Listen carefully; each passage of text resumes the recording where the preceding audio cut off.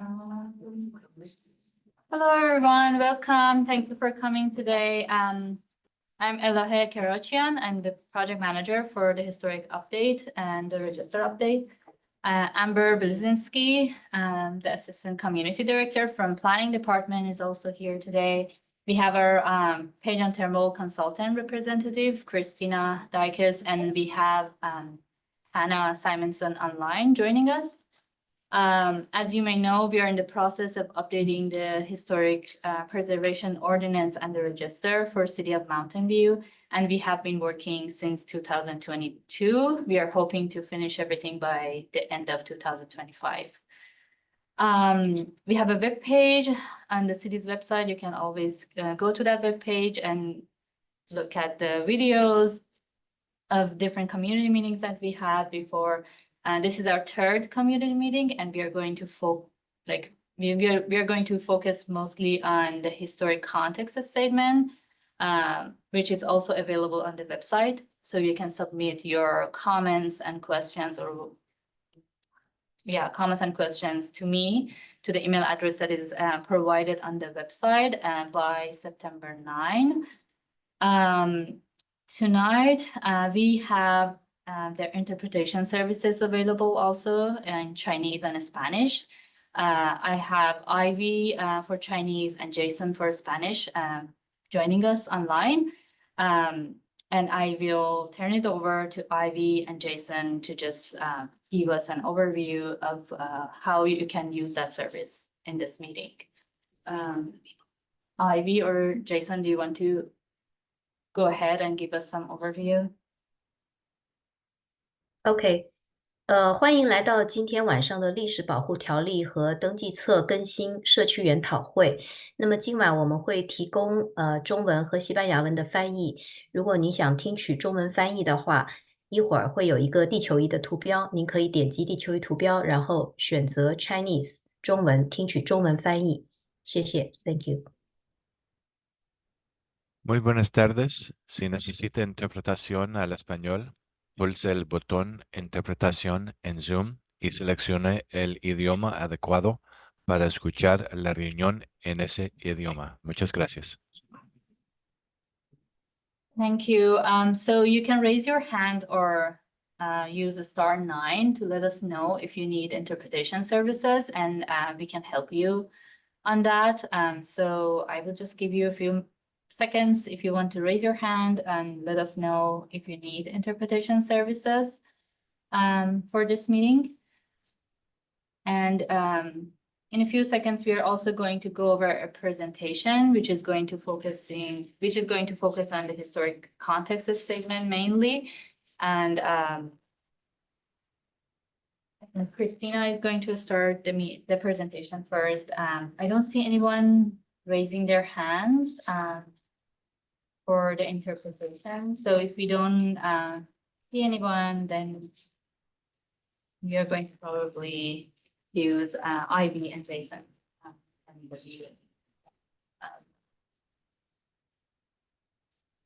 So what if we just start the presentation? If I don't see anyone in a few minutes, then I will let Ivy and Jason know. Okay. Okay. Here we go. So here's our agenda for today. Again, I'm Christina Dykes from Page and Turnbull. I'm a principal and architectural historian. And as Ella said, we've been working on this project for a couple of years already. So we're excited to be in this third community meeting with you tonight. So we'll talk a little bit about the purpose of this workshop or this meeting. We'll give a little bit of background for those who may not be familiar with the full project, the other elements of the project that we are working on or we will be working on. And then we'll focus on the historic context statement, which we've just put out the public review draft. So now is your opportunity to read it and provide your input so that we can finalize it. So we'll go over that document, and then we'll talk a little bit more about the next steps in our project schedule and ways that you can provide input if you would like for this historic context statement. So the purpose of this meeting is to provide a little bit of a status update on the tasks involved in our Historic Preservation Register and Ordinance Update project. Again, give an overview of this public review draft of the historic context statement to solicit community feedback and provide info about how to stay engaged with this process. So one of the tasks we will be undertaking, but we haven't yet, is updating the Historic Preservation Ordinance. The ordinance includes criteria for designating local historic resources, a process for listing, delisting, and review of modifications for properties that are on the historic register. And it outlines incentives associated with historic preservation. So the ordinance already includes a number of these things, but we'll be working on improving it, providing some additional clarity, providing potentially some additional incentives and other things like that. So that will be coming next year, I think. And then we'll also be updating the Mountain View Register. The Mountain View Register is a list of historic resources, and we're conducting a citywide historic resources survey to lead to the update to the Mountain View Register. And the update will be determined by historic significance and integrity. These are outlined in this historic context statement, and criteria for designation, which will be in the Historic Preservation Ordinance. We've been working on a citywide historic resources survey. We completed last year a reconnaissance survey. This was a windshield survey, kind of driving in the car, taking photos of all properties in the city of Mountain View that were at least 45 years old. And those properties that appeared potentially eligible for historic significance and individual listing were identified and photographed from the street. We recorded those. So it's kind of a two-tiered process where we look at all older buildings and then narrow down those that we are going to undertake an intensive survey. This involved a pedestrian survey where we took a closer look at the buildings from the public right-of-way. We looked at properties that appeared to be eligible historic resources. We did exclude single-family residential properties based on direction from City Council. We looked at all properties, though, in the 100 to 300 blocks of Castro Street, which is Area H of the Downtown Precise Plan. We looked at properties currently or formerly listed in the Mountain View Register to determine whether they should still be listed. It's been a number of years now since they were designated, and sometimes properties have changes over time or best practices in evaluating properties changes. And we also looked at properties that were documented in a previous 2008 citywide survey. So we've already completed that work, taking the additional photos and recording in the field. Now we're undertaking a big process of documenting in historic resource survey forms that include an architectural description, a summary of the property history. So we're doing some historic research on individual properties, and a statement of significance. So we're determining if the properties do have historic significance or maybe they don't, and we're making that finding. And ultimately, we'll have recommendations about individual additions to or removals from the Mountain View Historic Register, as well as whether any properties appear to be eligible for listing in the California Register of Historical Resources or the National Register of Historic Places.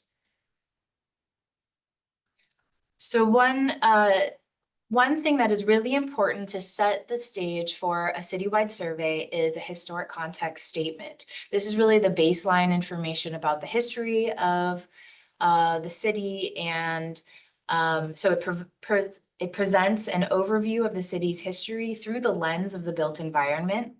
It identifies important periods, events, themes, and patterns of development. It mentions some properties and neighborhoods in the document, but it doesn't evaluate them for historic significance. They're more like examples and illustrative examples. So if you see or recognize any buildings, it doesn't mean that we're calling those historic resources. And ultimately, it provides a framework for evaluating historic properties. It's not intended to be a comprehensive community history, so there may be some information that's not as directly related to the built environment that may not be included in this document, but would be great content for a history book about the city of Mountain View. Historic context statements are helpful in that they help to understand historic properties, even in the absence of comprehensive knowledge about specific buildings. They provide enough of the background information about the development of the city that you kind of can locate a building within that context and have a general sense about when and why it was built, and potentially why it may have historic significance. Historic context statements can help establish preservation goals and strategies. They can support and update the Mountain View Register of Historic Properties. They provide a basis for future preservation planning decisions and programs and inform other aspects of larger planning processes. A lot of different people in the community can use a historic context statement. Certainly city staff, property owners may find it helpful or interesting, and residents. CEQA consultants, this is the California Environmental Quality Act or environmental review, which is sometimes a part of proposed project review that planning department would undertake. And a lot of times you may have an outside planning consultant involved, as well as historians and architectural historians.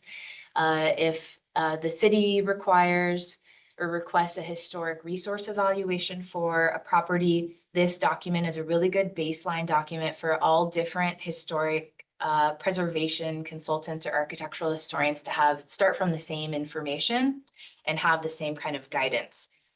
And then decision-making bodies like the Environmental Planning Commission and City Council may be able to reference this document. So now we're going to go into more detail about the content of the Mountain View Citywide Historic Context Statement.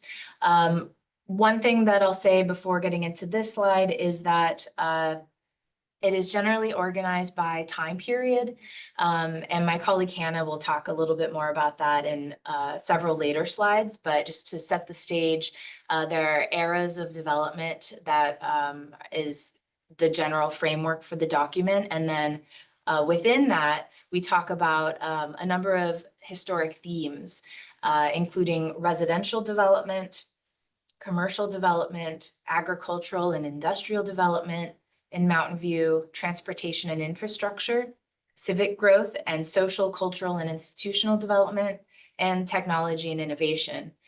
So these themes pop up during each of the different time periods that are discussed. Ethnic and cultural diversity runs through all of these themes and really runs through the history of Mountain View. So we've tried to reflect that. One of the things we would love to hear from community members is if there are additional pieces of information about ethnic or cultural groups in Mountain View that we may have missed, that are associated with specific buildings or neighborhoods that we should include. We'd love to know that. You know, we've done our best with information available in primary and secondary sources, books, newspapers, journals, other things like that, but it's always important to hear from community members who may have information. And then we've also considered intangible cultural heritage. This is something that is a little different than the brick and mortar buildings that we usually consider in historic registers or historic preservation, but we do want to reflect this in the historic context statement. Intangible cultural heritage may include traditions or living expressions of that are inherited from our ancestors and passed on to descendants. This could include oral traditions, performing arts, social practices, rituals, festive events, knowledge and practices concerning nature and the universe, or the knowledge and skills to produce traditional crafts. It could include businesses and organizations, community organizations that are important.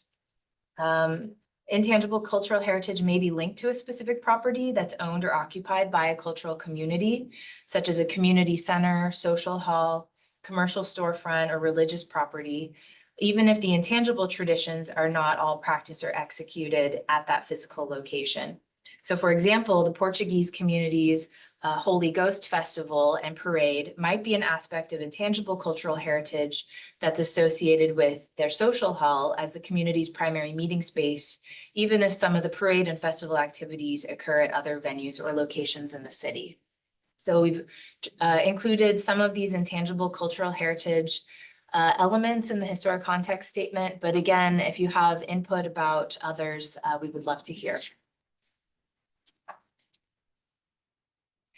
Another thing that is discussed throughout the document is property types. Since we're looking at the built environment and rooting that within the history of Mountain View, we consider all of these different properties that are listed on the screen. So residential properties may include single-family residences, duplexes, condominiums and apartment complexes, designed residential landscapes, even mobile homes. Commercial properties may include retail stores, including buildings that have retail on all floors, or mixed-use commercial buildings with retail on the ground floor only and office space or residences above. Commercial properties may include shopping malls and centers, the former printing press facilities here in Mountain View, motels and hotels, restaurants, auto-oriented businesses such as gas stations, service centers, car washes, drive-in restaurants, drive-in theaters, etc., banks, mortuaries and funeral homes, and business signs. Agricultural and industrial properties may include working or former farmsteads, orchards, barns, lumber yards, light industrial properties, and other buildings where goods were made, stored, and or repaired. Agricultural properties may also include rural agricultural landscapes, which is a type of cultural landscape. Civic, cultural, and institutional properties may include municipal buildings such as City Hall, police and fire stations, post offices, libraries, schools, community centers, religious buildings, social halls and club or organization buildings, performing arts buildings, medical facilities, public art, civic and infrastructure improvements, recreational properties, and design landscapes such as parks and plazas. Transportation and infrastructure properties may include or do include the train depot and rail lines or segments. Corporate and technology campuses, we certainly have here in Mountain View. These include office buildings, suburban corporate campuses, suburban corporate estates, and office parks. And then we also have potential historic districts. This may include a mix of property types or could be geographically unified groups of predominantly similar property types, such as an older residential neighborhood, commercial strip, or corporate office campus. We're mostly focusing on individual properties in this context statement and in the survey, but we do mention historic districts. And then lastly, archaeological resources. If discovered, archaeological resources are likely to be significant, but discussion of these resources is generally outside the scope of this document since we're focusing on the built environment above ground. And then another element that I want to highlight is that each period of time that discusses themes and property types also has what we call registration requirements. Sometimes we call this evaluative criteria. So as I mentioned, this document provides a framework for each theme and property type based on the National Register of Historic Places, California Register of Historical Resources, and Mountain View Register significance and integrity thresholds. So this is just a screenshot of one of many tables in the document that discuss the different criteria. Just as a very high level, the top one that says A/1/B, that's association with important events. A is National Register Criterion A, California Register Criterion 1, and Mountain View Register Criterion B, and they all align with each other, which is why we're grouping them. Then B/2/A relates to important people and properties that may possess significance in close association with a person that is important to Mountain View history. And then C/3/C is related to architecture and design. So this is the significance criterion for properties that may be particularly good examples of an architectural style or represent a well-known architect, local architect, or builder, something like that. So in this example, we're looking at residential buildings specifically within one of the early periods of time in the context statement. And we provide some information about if you have a building, residential building from this period, it may possess historic significance if it meets these various criteria. So this is how this document can help a number of people, both professional architectural historians and otherwise, get a sense for whether properties may possess historic significance and have eligibility. And this is why this document is important as the basis of the Historic Resources Survey that we are currently undertaking. We're using this evaluation criteria for the survey. Okay, I think at this point, I'm going to pass it over to Hannah. Thanks, Christina. Can you all hear me? Yes. Okay, great.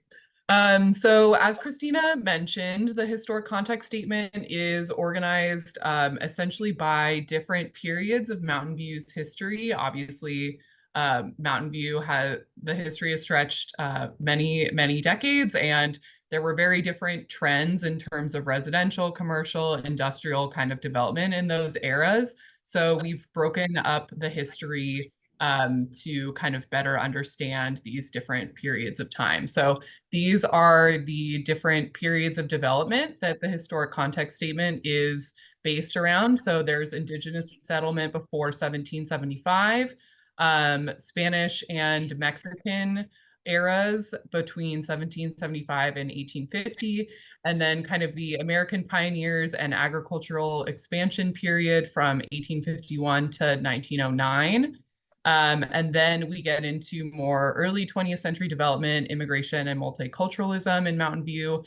This is from 1910 to 1944, so right before the World War II, or through World War II, and then post-war suburbanization, city building, and Silicon Valley innovation is this post-World War II period up until 1979. Part of the reason that we picked that date is essentially we're looking primarily at properties that are about 45 to 50 years old, but we do want this document to have a useful lifespan. You know, someone may pick it up in 5 years, and we want it to still be applicable. So we kind of stretch that out through the 1970s.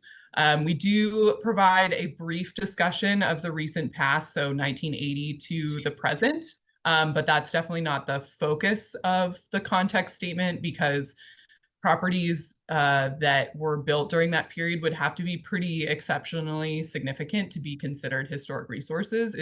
It's possible, but much less common. Next slide. So I'm going to run through just a little bit more detail from each of these development periods, just to give a little bit more background and a sense of the kinds of topics that we've discussed in the context statement, but obviously we can't go through all of it. So the public review draft of the context statement is available online for you to review at your leisure. And as Christina mentioned, we are really interested in hearing from the community if there's topics or subject matter or just additional information that you think would benefit the historic context statement.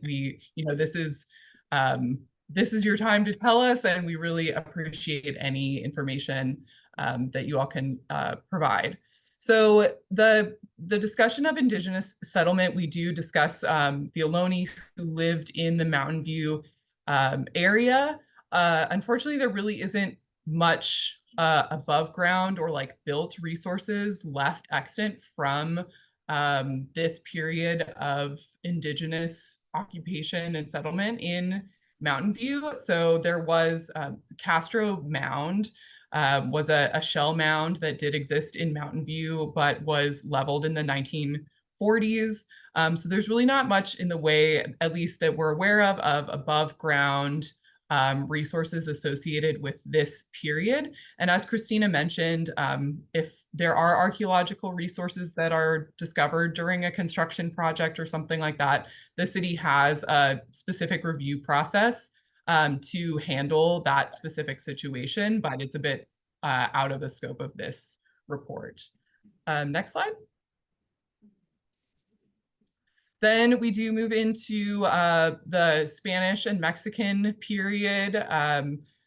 There was this period covers the area of Mountain View, but again, there's not a lot of built remaining resources from this period, at least in Mountain View. So we do discuss the period in Mountain View's history to provide context, and it, leads into the history of later periods, but there aren't as many built resources from this era. So it's a bit of a shorter discussion. But we do talk about the Spanish mission lands that were then divided into kind of privately held ranchos during the Mexican period. Next slide.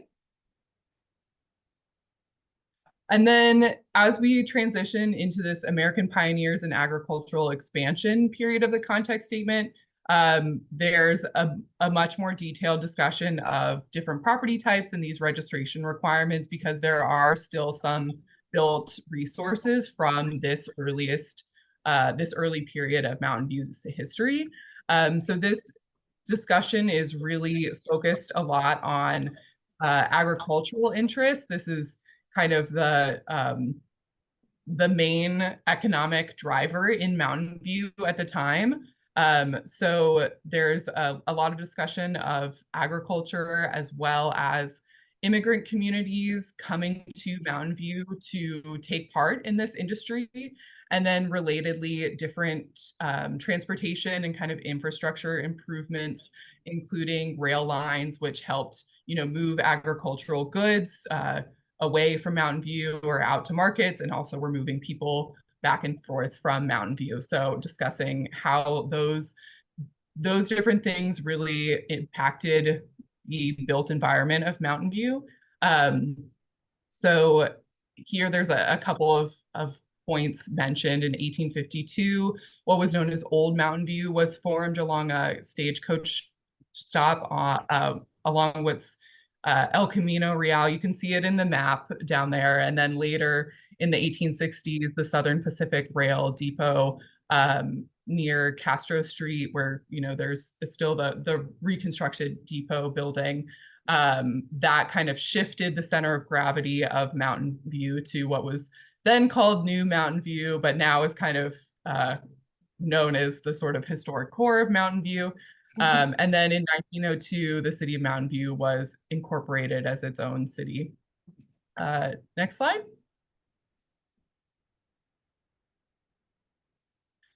Here are a number of photos from that period, photos or illustrations. We did try to include maps, photos, illustrations throughout the context statement to give a bit more of a sense of what buildings from each period looked like, what different property types are associated with the period. In this case, there's starting to be some residential buildings. Most of them are quite a lot more modest than the Rangsdorff House, but there are residential buildings, various commercial storefront buildings, and industrial buildings.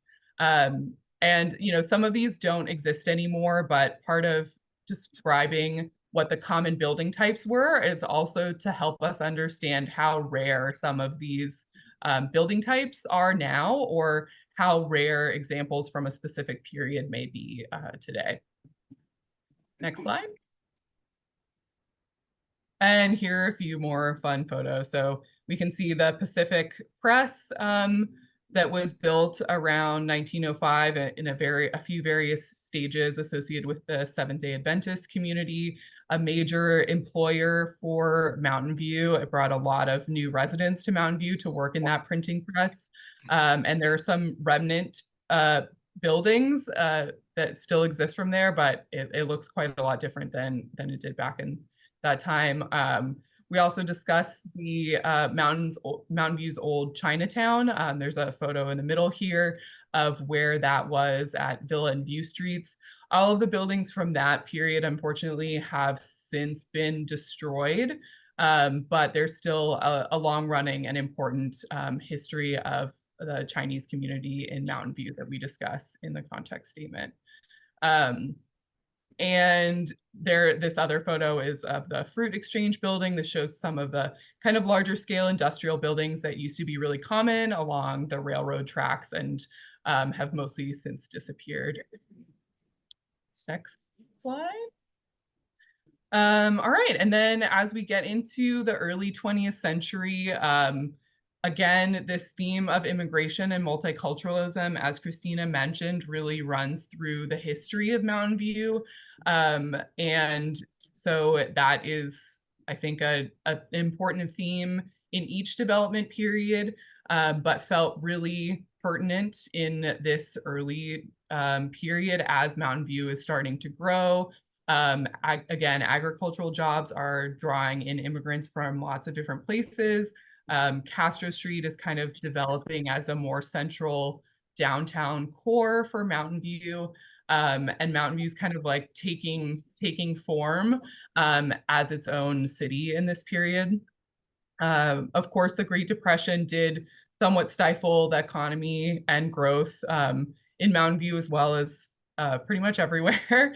But there were a few developments in the 1930s that really helped Mountain View continue to develop and really shaped the future to come. So that includes the establishment of the Moffett Naval Air Station and Ames Research Center. And that this kind of signals Mountain View's future as a really important site of innovation and development within aerospace, as well as many other high-tech sectors. And we also discuss the Japanese community specifically during this period. There was a Japanese community in Mountain View. Many of those residents were associated with various agricultural industries, and many were sent to internment camps during World War II. And a lot of them didn't return to the Bay Area, but there were citizens who did return to Mountain View, and there's certainly evidence of that in long-running Japanese institutions and businesses in Mountain View. Next slide. And here is, again, just some kind of fun photos to illustrate the different themes and property types that we're seeing during this period. On the left, there are some early bungalow court residences. These are just west of Castro Street, essentially. So a lot of kind of smaller residences being built at this time. Some are single family houses, but you also see these multifamily type buildings as well. Not a ton of early apartment style buildings in Mountain View, but there are a handful, and there are also a handful of these kind of bungalow court style properties. Spangler's Mortuary, that you all probably recognize this, a very, very long running business in Mountain View. So there are some businesses that are established as early as the 1930s that continue to today, or buildings that were built during this period that have seen many different uses and iterations over time. This packing shed that's shown on the right, however, these kinds of larger industrial buildings really have tended to disappear and be redeveloped. So a kind of much more rare property type these days, if any. And on this slide, we see, again, like very rare example of an orchard. There were many, many orchards and other agricultural properties that covered pretty much all of Mountain View throughout this period. And then in the next period that we'll talk about is really when those agricultural properties started to be redeveloped kind of en masse for new residential and also tech campuses, and other kind of light industrial type properties. And a few photos of some early schools that were in Mountain View, including the Japanese language school on View Street, which was demolished in the 60s. Next slide. So the next theme, of course, is the post-World War II period. So this period is really characterized by suburbanization, city building, and the Silicon Valley innovation. So I mentioned Moffett and Ames. Those were important kind of early precursors to what we now know as Silicon Valley and the kind of aerospace and high-tech innovation that happened in and around Mountain View. But there were some additional innovations, including William Shockley's establishing this silicon device research and manufacturing lab in the 50s, and then other early tech innovators, GTE, Fairchild, Intel, and countless others. And at the same time, associated with these innovation and kind of job creating innovations, there's a population boom in Mountain View. The population was, of course, growing throughout the Bay Area. So there's lots of associated kind of residential construction. And like I said, orchards and agricultural properties were being redeveloped for these new housing tracts, as well as tech campuses and new commercial areas. And in this period, we also see a trend of suburbanization in retail. So shopping malls are the new hot thing. So we see shopping malls and more kind of like strip malls and commercial centers outside of the downtown core of Mountain View. And Castro Street kind of goes through an interesting period of change. It, in some ways, was struggling to compete with this suburbanization, but there's also an interesting trend of different immigrant owned businesses or kind of longtime Japanese, Chinese residents owning businesses and bringing businesses into Castro Street. So there's like a bunch of Chinese restaurants and kind of Chinese type businesses, grocery type businesses and retail stores that really kept Castro Street alive and afloat during this period. So it wasn't that there was nothing going on in Castro Street, but it was really changing. The type of retail was changing during this period.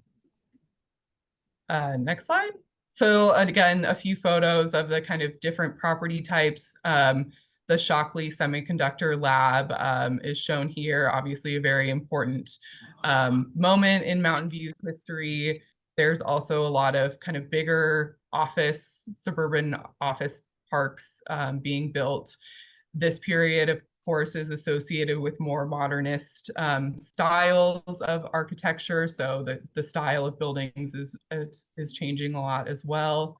And because there's such a large increase in population, there's a growth an associated growth of a lot of different institutions as well. So more schools, more parks, more community centers, more churches, and that kind of thing. So, and they tend to be scattered a little bit throughout Mountain View because of this suburban development, as opposed to the earlier period of history where most of the institutions, like the Masons and the churches and stuff were still kind of concentrated mostly around the Castro, like kind of downtown core. Now they're starting to spread out through all of Mountain View and serve those various communities. Next slide.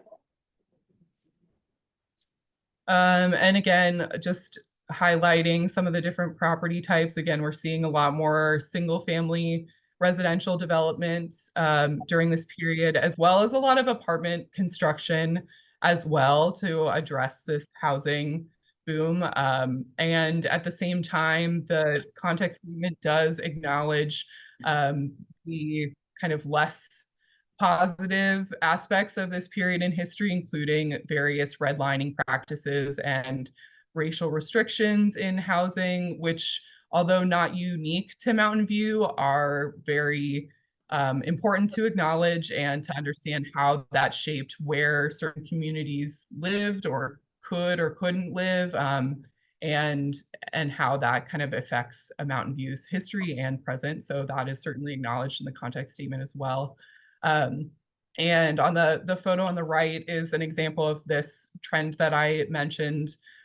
This is Andy's Chinese restaurant. The restaurant itself is not there, but the building still is. And this is part of this kind of trend in the post-war period of Chinese businesses coming back to Castro Street. So while that historic Chinatown that I mentioned was physically destroyed, there's been an ongoing history of the Chinese community in Mountain View, not to mention many other communities that, like Christina mentioned, are addressed throughout the context statement. So that includes Latino community, the Japanese community, and many, many other immigrant communities. I probably shouldn't have started listing off specifics because I'll of course forget some, but there's many, many different immigrant communities in Mountain View, and we did try to address those communities throughout the context statement, but those histories do tend to be less memorialized in written kind of archival resources, and sort of underrepresented in various histories. So we've tried to talk to different community members throughout this process, but we really do want to hear from people if there's additional stories or buildings or sites that should be mentioned in the context statement that aren't already there. Next slide.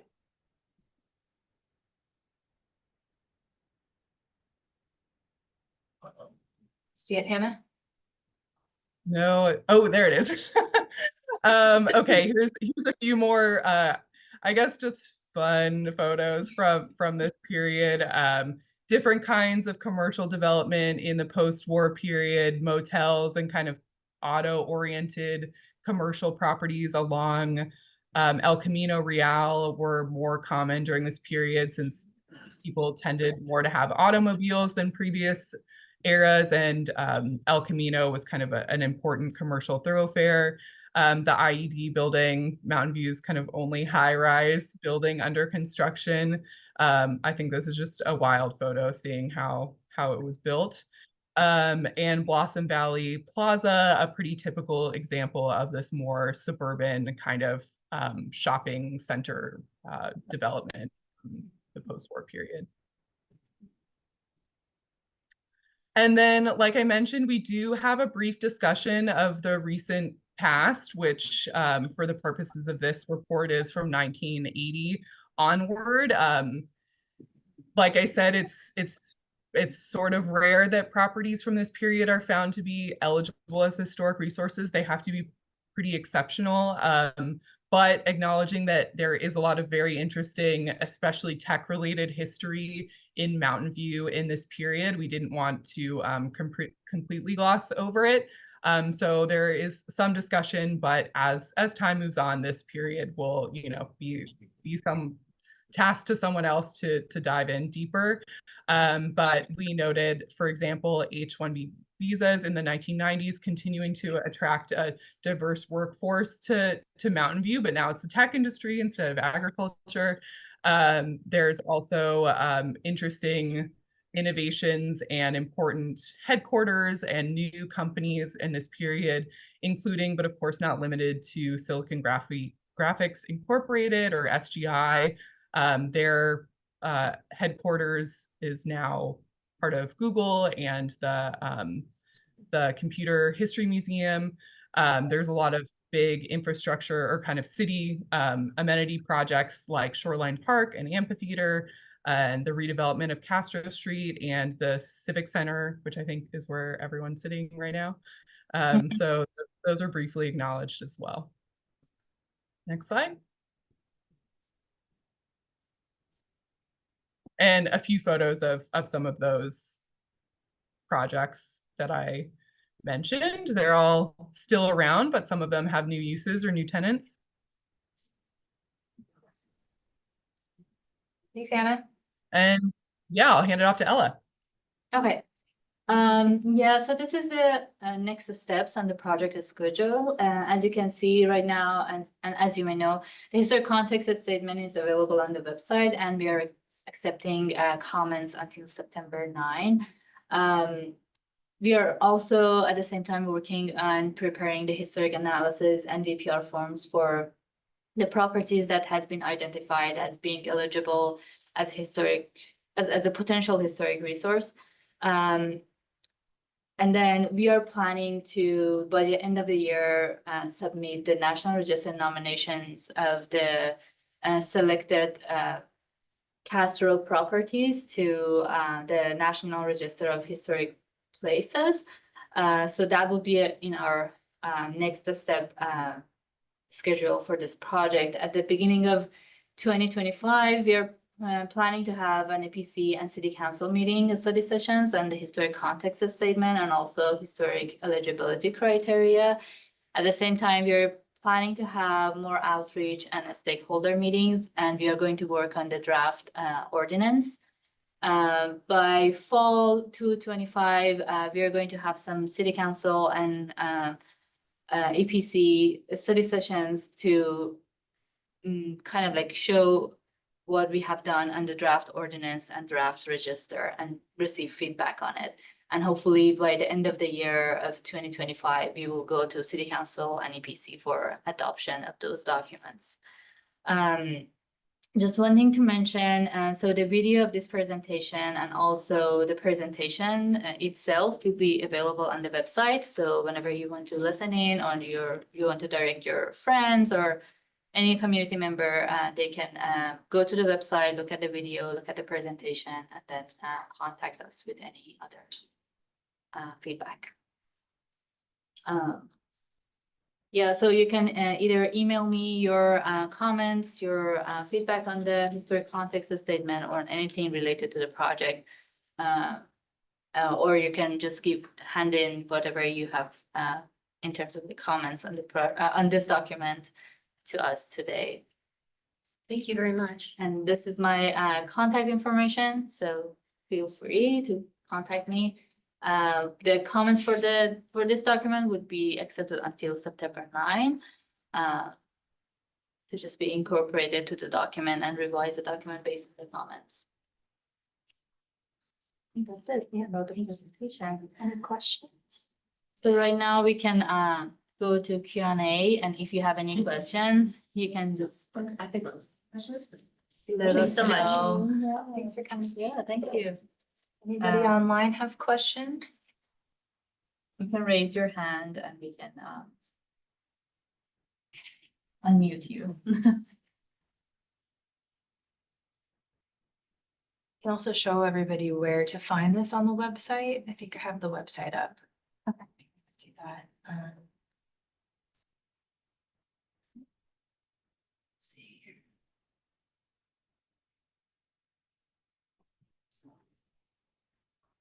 Oh, looks like somebody's there. Yeah. No, it's gone. Oh.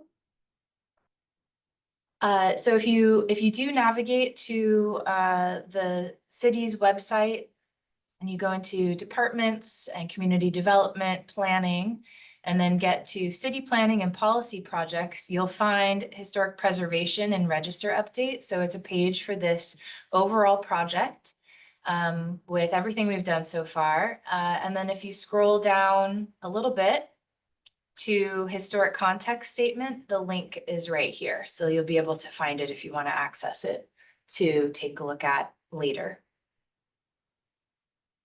Okay, I see someone raising the hand. So I'm going to unmute you, Jamil. Hey, Jamil, can you hear us? Yes, I can hear you now. Can you hear me? Yes. Great. I would like to see that the identification and listing and protection for all the historic markers around the city. Great. Thank you for the comment. Thank you. Okay, so I'm going to unmute Hala. Yes. Hi, can everyone hear me? Yes. Yeah, yes, great. Good evening to all. I understand that earlier the city, I think it was a previous perhaps consultant that evaluated the historic significance of buildings on Castro Street. And there were 8 buildings that were recommended for consideration. And then the list was narrowed down to 3 of the 8 buildings. But then the community attended several meetings, I don't know, in the last year or so, giving input and asking the current consultant to reevaluate these buildings because there was an important historic significance to them. I'm just wondering where that is in the current process. You want me to answer?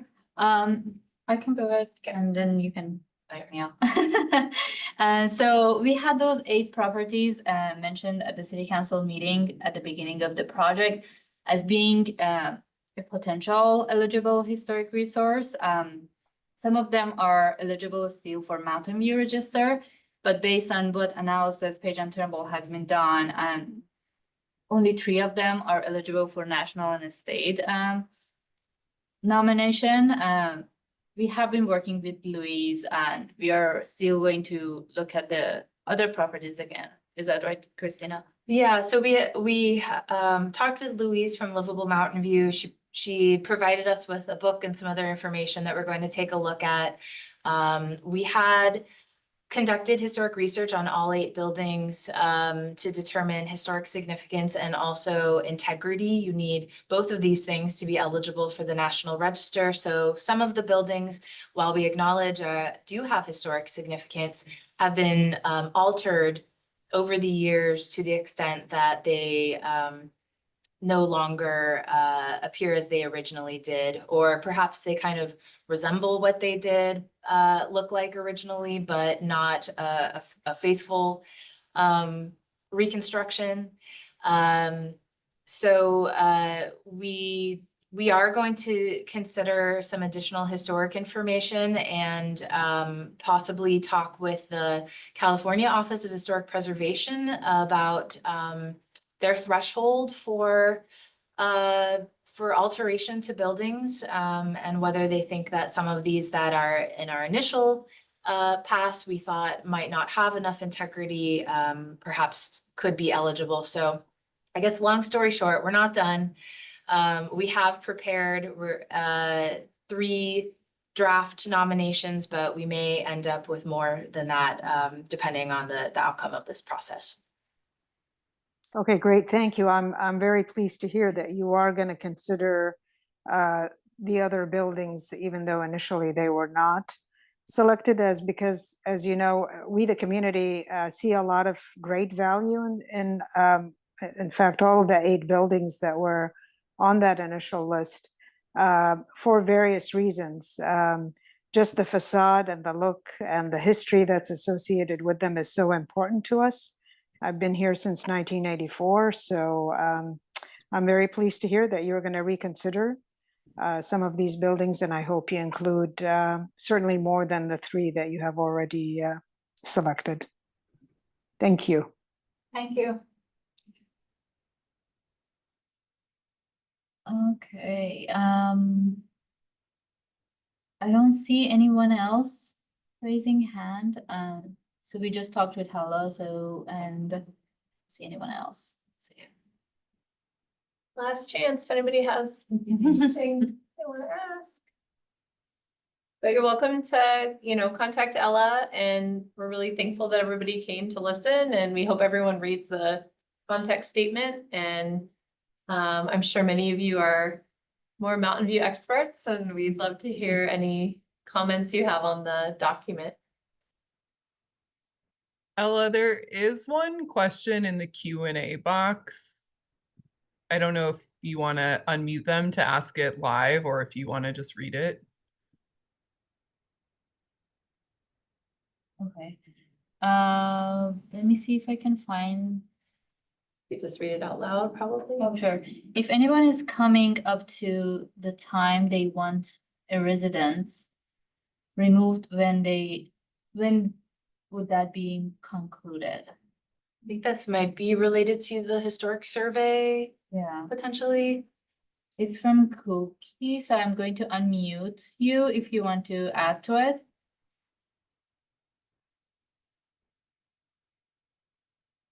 Hi. Hi. Hi. Hello. I'm coming up to the anniversary time of when my property would be eligible to be removed from the register. For various reasons, I have no idea how it got onto the register. But if the time that it was listed 20 years ago was 2014, and if it was eligible to be removed, would I have to wait till 2025 for that to happen? Let's see. I think, Cookie, we did talk about it, and I have to look back on my emails that we had back and forth, so I don't want to give you something that is different from those. But I think you have to get to your anniversary, and then at that point you can request to be removed, and it has to probably go to the city council to be removed from the register. Okay, so I don't necessarily have to wait till the end of 2025 for that So- to happen. Yeah, I would offer that, you know, the work that we're doing in evaluating these properties is essentially kind of like the free way of doing it, where we're doing the work for you to analyze whether or not your project has, you know, historic integrity. So I will say that, but, you know, there are times when people do their own analysis to show us, and we often peer review that to determine eligibility as well. But I think Ella can probably talk to you about that. Yeah, I'll message Ella privately Yeah. and take Yeah. that time in this forum. But we'll go from there. Okay, sounds good. Thank you.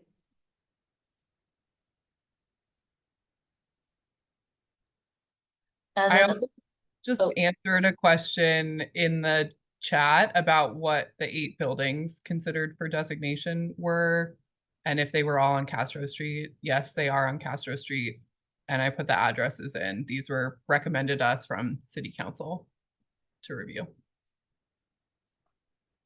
Okay, great. Thank you. Okay. I guess I don't see anything else. Do you guys see anything? No. Okay. Thanks, everybody, for coming. Yeah. Have a good Thank night. you. Bye.